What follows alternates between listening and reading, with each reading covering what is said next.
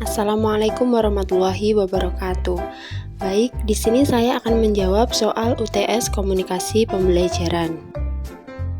Sebelumnya, perkenalkan saya Nindi Mei Sahrina dengan NIM 1262052111050 dari kelas PGMI 6D. Baik, langsung saja untuk soal yang pertama, yaitu apa yang kamu ketahui tentang komunikasi, jenis-jenisnya, dan aspek apa yang seharusnya ada dalam komunikasi yang baik.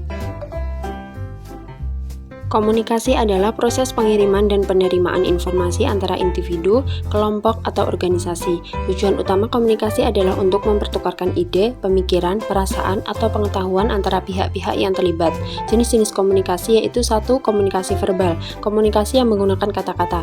Ini bisa meliputi percakapan langsung, presentasi, telepon, atau video conference. 2. Komunikasi nonverbal, komunikasi yang tidak melibatkan kata-kata. Ini termasuk bahasa tubuh, ekspresi wajah, gerakan mata, nada suara, atau isyarat tangan. 3. Komunikasi tertulis, komunikasi yang menggunakan kata-kata tertulis seperti surat, email, memo, laporan, atau pesan teks. 4. Komunikasi formal, komunikasi yang terstruktur dan berdasarkan aturan dan prosedur yang telah ditetapkan seperti pidato resmi, presentasi formal, atau laporan tertulis. 5. Komunikasi informal, komunikasi yang tidak terstruktur dan lebih santai seperti percakapan sehari-hari, obrolan ringan, atau pesan teks. Untuk memastikan komunikasi yang baik, beberapa aspek yang harus ada antara lain 1. Keklarifikasi. Penting bagi penerima pesan untuk mengklarifikasi pemahamannya terhadap pesan yang disampaikan. 2. Empati. Memiliki kemampuan untuk memahami dan merasakan apa yang dirasakan oleh orang lain. Empati membantu dalam menghargai pandangan dan perasaan orang lain.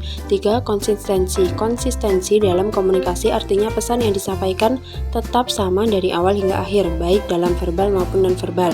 4. Keterbukaan. Terbuka dalam menerima masukan, pendapat, atau kritik dari orang lain. Soal yang kedua, mengapa komunikasi yang efektif itu penting dalam pembelajaran di sekolah dan bagaimana agar komunikasi dapat berjalan efektif di dalam kelas? Komunikasi yang efektif sangat penting dalam pembelajaran di sekolah karena memainkan peran sentral dalam pengiriman dan penerimaan informasi antara guru dan siswa. Komunikasi yang baik memungkinkan guru untuk menyampaikan materi pelajaran secara jelas dan memahami kebutuhan dan kemampuan siswa. Sementara itu, siswa dapat mengungkapkan pemahaman mereka, bertanya pertanyaan, dan meminta klarifikasi jika diperlukan.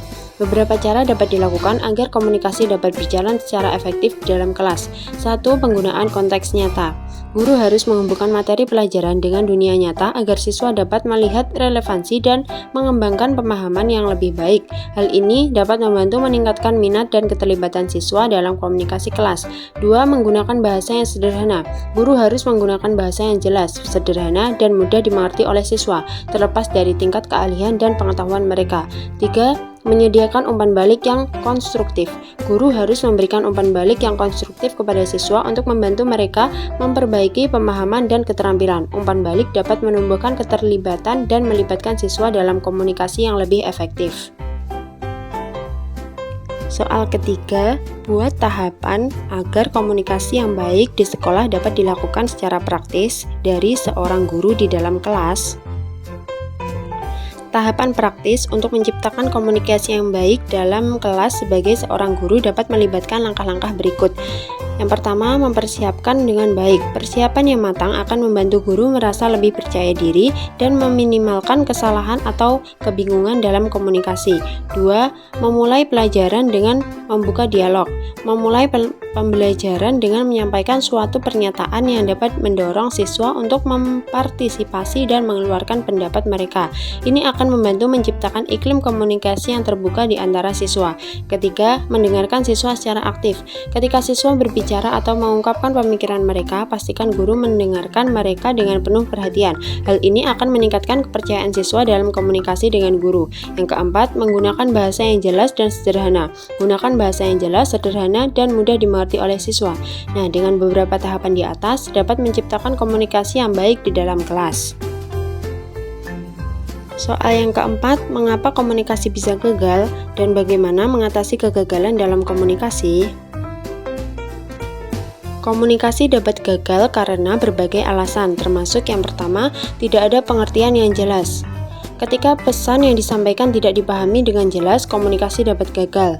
Yang kedua, gangguan dalam proses komunikasi. Komunikasi dapat terganggu oleh berbagai faktor eksternal seperti kebisingan, gangguan teknis, atau kurangnya perhatian. Yang ketiga, perbedaan persepsi. Setiap individu memiliki persepsi dan interpretasi yang berbeda terhadap pesan yang sama. Jika pengirim dan penerima memiliki persepsi yang berbeda, komunikasi dapat gagal karena pesan yang dikirim tidak diinterpretasikan dengan benar.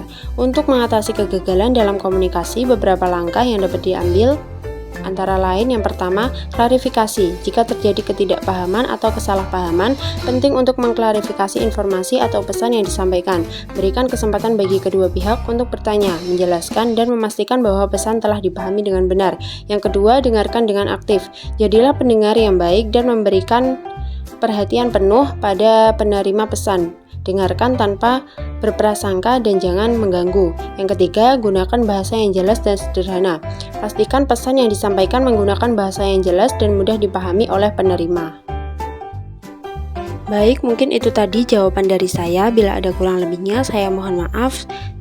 Sekian, terima kasih. Wassalamualaikum warahmatullahi wabarakatuh.